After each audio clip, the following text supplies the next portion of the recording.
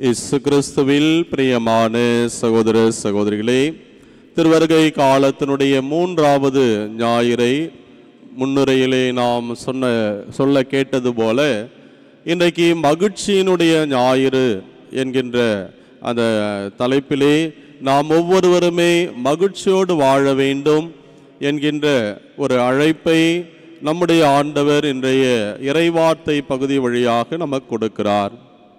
அன்பார்ந்த சகோதர சகோதரி, ஒரு முறை ஒரு குட்டி நாய் தன்னுடைய தாய் நாயை பார்த்து இவ்வாறு சொன்னது, அம்மா, நான் ஒரு பெரிய சித்தாந்தம், ஒரு தத்துவத்தை நான் கண்டுபிடித்திருக்கிறேன் என்று தன்னுடைய தாயை பார்த்து சொன்னதாம். அப்போ அந்த தாய் நாய் குட்டி நாயை பார்த்து, அப்படியாடா செல்லம், என்ன கண்டுபிடிச்ச சொல்லு என்று அந்த தாய் நாய் குட்டி நாயை பார்த்து கேட்டது.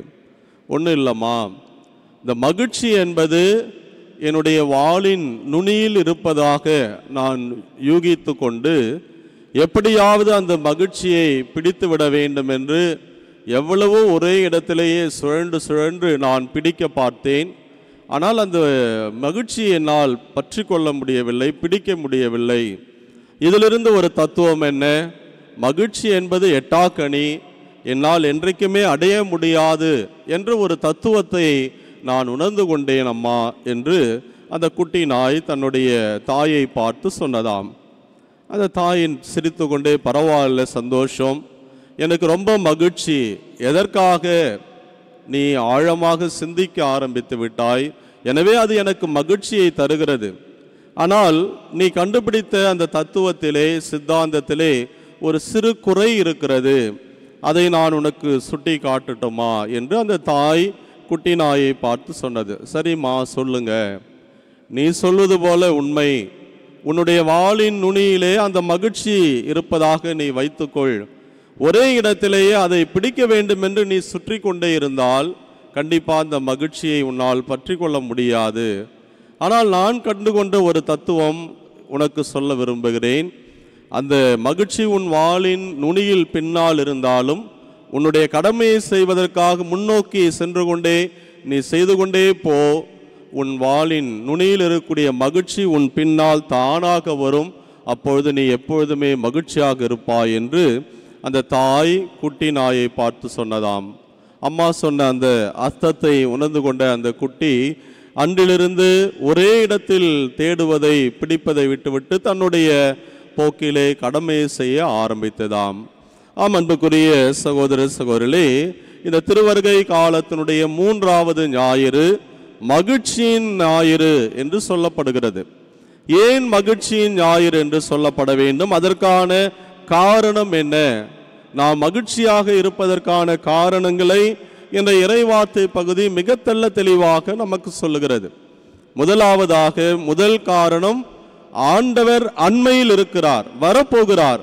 அதுதான் முதல் மகிழ்ச்சி. இன்றைய முதல் வாசகம் இறைவாக்கினர் செப்பனியா நூலிலிருந்து நாம் வாசிக்க கேட்டோம். மகளே சீயோன், மகிழ்ச்சியால் ஆர்ப்பரி, இஸ்ராயேலே ஆரவாரம் செய், ஏனென்றால் உன்னை விடுவிப்பதற்காக உன் ஆண்டவர் அண்மையில் இருக்கிறார் என்ற அந்த மகிழ்ச்சியினுடைய செய்தியானது நமக்கு அங்கே ஊர்ஜிதம் செய்யப்படுகிறது என்பதுதான் நம்முடைய மகிழ்ச்சிக்கான முதல் காரணம். ஆண்டவர் நம்மை தேடி வர இருக்கிறார், அண்மையில் வர இருக்கிறார். எனவே நம்முடைய எல்லா விதமான வேதனைகள், கவலை, கஷ்டங்கள், துன்பங்கள் எல்லாவற்றையும் தவிடுபொடியாக்கி நாம் எதிர்பார்க்கக்கூடிய அந்த சந்தோஷம், ஒரு நம்பிக்கையை நமக்கு நிறைவாக கொடுக்க இருக்கிறார் என்பதுதான் இன்றைய மகிழ்ச்சிக்கான முதல் காரணம். அது முதல் வாசகத்திலே நமக்கு தெளிவாக சொல்லப்படுகிறது. மகிழ்ச்சிக்கான இரண்டாவது காரணம் என்ன?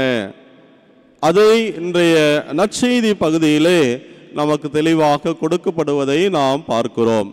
திருமுழுக்கு யோவான் வழியாக நீங்கள் ஒவ்வொருவரும் உங்களுடைய அன்றாட வாழ்க்கையில் ஆண்டவர் அண்மையில் வர இருக்கிறார், எனவே உங்களை நீங்கள் தயார்படுத்திக் கொள்ளுங்கள். மனமாற்றத்திற்கான காரணங்களை எல்லாம் அடுக்கி வைத்த அந்த இறைவன், எனவே நீங்கள் மனமாறி மனமாற்றம் அடைந்ததற்கான அந்த ஒரு செய்தியை, அந்த மகிழ்ச்சியை உங்களுடைய அன்றாட நடவடிக்கை வழியாக தீர்க்கமாக செய்து காட்டுங்கள் அப்போது உங்களுடைய வாழ்வு மகிழ்ச்சியாக இருக்கும். அதுதான் இன்றைய நற்செய்தியிலே திருமுழுக்கு யோவான் வழியாக ஆண்டவர் உங்களுக்கும் எனக்கும் கொடுக்கிறார். நாம் ஒவ்வொருவரும் மகிழ்ச்சியாக இருக்க வேண்டும் என்றால் என்ன செய்ய வேண்டும்? அண்மையில் வரக்கூடிய அந்த ஆண்டவருடைய பிறப்பு பெருவிழாவை தாய் திருச்சபை இந்த 4 வாரங்கள் நமக்கு கொடுத்திருக்கிறது. 3வது வாரத்தில் காலில் எடுத்து வைக்கிறோம். எனவே இந்த தயாரிப்பின் நாட்களில் இருக்கக்கூடிய நீங்களும் நானும் நாம் செய்ய வேண்டிய காரியம் அந்த மனமாற்றம் அடைந்ததை வாழ்வில் வாழ்ந்து காட்ட வேண்டும். அதைத்தான் ஒவ்வொருவரும் வந்து கேட்கிறார்கள். குறிப்பாக அந்த படை வீரர்களாக இருந்தாலும் சரி, வரி தண்டுபவர்களாக இருந்தாலும் சரி, இன்னும் சாதாரண பரிசேயராக இருந்தாலும் எல்லாரும் நாங்கள் என்ன செய்ய வேண்டும் என்று திருமுழுக்கு யோவானிடம் வந்து கேட்டபோது மனமாறியதற்கான அந்த காரணத்தை புரிந்து கொண்டு செயலில் வாழ்ந்து காட்டுவது உண்மையான ஒரு மகிழ்ச்சிக்கு காரணம், மெஸ்ஸியாவுடைய வருகைக்கான ஆயத்தத்திற்கான ஒரு அர்த்தம் என்பதை தெள்ள தெளிவாக நமக்கு இன்றைய நற்செய்தி வழியாக சொல்கிறார். எனவே மகிழ்ச்சியை அடைவதற்கான 2 காரணங்கள் ஆண்டவர் அண்மையில் வர இருக்கிறார். நாம் மனமாறியவர்களை என்ற உணர்வோடு அந்த மனமாற்றத்தை செயலில் வெளிப்படுத்த வேண்டும். அப்படி வாழ்கிற போது கண்டிப்பாக நமக்கு மகிழ்ச்சி வரும். ஆனால் இன்றைக்கு அப்படிப்பட்ட ஒரு மனநிலையில் நாம் இருக்கிறோமா?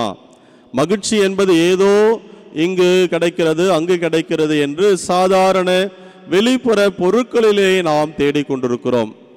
போதை வஸ்துகளிலும் ஆடை ஆபரணங்களிலும் இன்னும் பதவி பட்டம் உயர்வு இந்த காரணங்களில் தான் நமக்கு மகிழ்ச்சி இருக்கிறது என்ற ஒரு எண்ணத்தோடு அதன் பின்னால் நாம் ஓடிக்கொண்டிருக்கிறது போல அதை எப்படியாவது பிடித்து விட வேண்டும் என்று பணம் பதவி பட்டம் போதை வஸ்துகள் அதன் பின்னால் நாம் ஓடுகிற போது அந்த குட்டி நாயை போலத்தான் நம்மால் பிடிக்க வேண்டும் என்று முயற்சி எடுக்கிற போது அது எட்டாக்கணியாக இருக்கும். ஆனால் நம்முடைய கடமையை மனமாறியவர்களுக்கான ஒரு சூழ்நிலையிலே அதை அன்றாடம் நாம் செய்து கொண்டிருக்கிற பொழுது மகிழ்ச்சி தானாக பின்னால் வரும் என்பதை நாம் உணர்ந்து கொள்ள வேண்டும். மிக அழகாக மனசே ரிலாக்ஸ் ப்ளீஸ் என்ற அந்த புத்தகத்திலே முதல் பாகத்திலே சுகிசிவம் ஒரு அழகான ஒரு கதையை, மற்றொரு நாயின் கதையை தான் சொல்லுவார். எப்படிப்பட்ட ஒரு கதை என்று சொன்னால், ஒரு நாய் செல்லமாக மிக பணக்கார வீட்டில் வளர்க்கப்பட்ட நாய். அதற்கு வெளி உலகமே தெரியாது. டைம் மணி அடிச்சா சோறு என்பது போல எல்லா விதமான சாப்பாடும் பார்த்து சமைத்து கொடுப்பார்கள். ஆனால் அந்த வாழ்க்கை அதற்கு போர் அடித்து விட்டது. எப்படியாவது வெளி உலகம் செல்ல வேண்டும், மகிழ்ச்சியை நாம் பெற வேண்டும் என்று அந்த மிக பாதுகாப்பாக வளர்க்கப்பட்ட அந்த நாய் வெளியிலே ஓட ஆரம்பித்தது. ஓடிய பொழுது தொடக்கம் அதற்கு ஒரு பெரிய மகிழ்ச்சியாகத்தான் இருந்தது. காரணம், ஒரே கூண்டுக்குள்ளாக ஒரே வீட்டிற்குள்ளாக அடைப்பட்ட அந்த நாய் வெளி உலகை பார்த்தது, மகிழ்ச்சி அடைந்தது. ஆனால் நேரமாக பசி எடுத்தது. அதற்கு யாரும் உணவு கொடுப்பாரில்லை. எப்படியாவது அதை பெற வேண்டும் ஓடுகிற போது அருகில் இருந்த தெரு நாய்களுக்கான அந்த பயம், அவைகளோடு போராட வேண்டிய ஒரு சூழல், எதுவுமே கிடைக்கவில்லை. கடைசியில் மதிய நேரத்துக்கு பிற்பாடு அதற்கு கிடைத்தது ஒரு காய்ந்து போன எலும்பு துண்டு. எனவே மகிழ்ச்சியோடு அந்த எலும்பு துண்டை ஓடி போய் கவ்வி கொண்டது. பசியினுடைய கொடூரம் வேகமாக அதை கடிக்க பார்த்தது. ஆனால் ஒன்றும் நடக்கவில்லை. வேகமாக கடித்த போது காய்ந்து உலர்ந்து போன அந்த எலும்பின் கூரிய நுனி அதனுடைய வாயிலை கிழிக்க ஆரம்பிக்கிறது. அப்போது அந்த வாயின் நாக்கிலிருந்து இரத்தங்கள் கசிகிறது.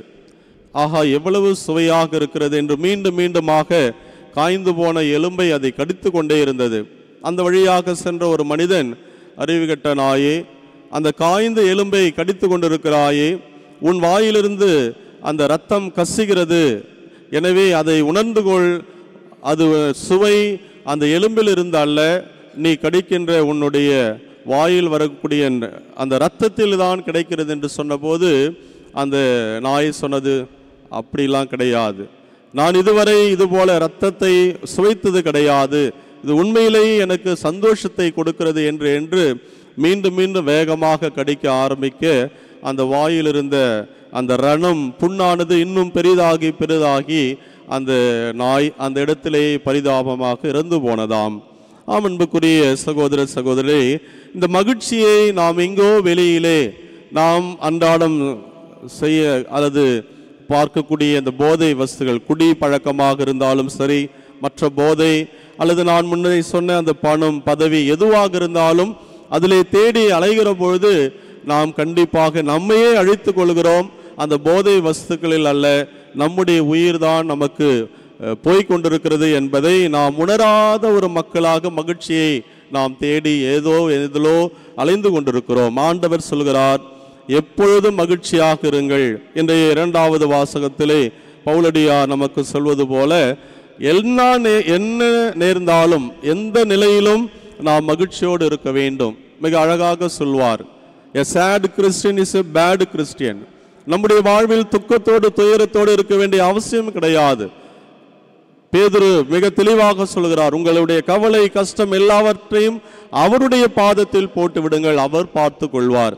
எனவே எப்பொழுதும் நீங்கள் மகிழ்ச்சியாக இருந்து என்ன நேர்ந்தாலும் ஆண்டவருக்கு நன்றி கூடி இடைவிடாது அவரை நோக்கி நீங்கள் ஜெபிக்கிற வேளையிலே நீங்கள் தேடுகிற அந்த மகிழ்ச்சி உங்களை தானாக வந்தடையும் என்று மிக அழகாக பவுலடியார் நமக்கு சொல்லுகிறார். எனவே அன்பார்ந்த சகோதர சகோதரிகளே, இந்த மகிழ்ச்சியின் ஞாயிறை அடையாளப்படுத்தக்கூடிய அந்த 3வது மெழுகுதிரியை இன்றைக்கு நாம் ஏற்றிருக்கிறோம். இந்த வாழ்வில் சித்தாந்தங்களை நாம் புரிந்து கொள்ள வேண்டும். ஏதோ வெளியிலே கிடைக்கக்கூடிய போதைகளில் அல்ல, ஆண்டவர் கொடுக்கக்கூடிய உண்மையான மகிழ்ச்சியை நீங்களும் நானும் பெற வேண்டும் என்றால் அவரை தேட வேண்டும். அவர் அண்மையில் இருக்கிறார், அதை உணர்ந்து கொள்ள வேண்டும். உணர்ந்து கொண்டு நம்முடைய வாழ்க்கை பாதையை நாம் மாற்றி அதற்கேற்ற ஒரு விசுவாச வாழ்க்கையை வாழ்கிற போது நாம் அந்த நீடித்த நிலையான ஒரு மகிழ்ச்சியில் என்றுமே ஆண்டவரில் நிலைத்திருப்போம் என்ற அந்த நம்பிக்கையோடு தொடர்ந்து வாழ முயற்சி எடுப்போம். இறைவன் நம்மை நிறைவாக ஆசீர்வதிப்பாராக. ஆமீன்.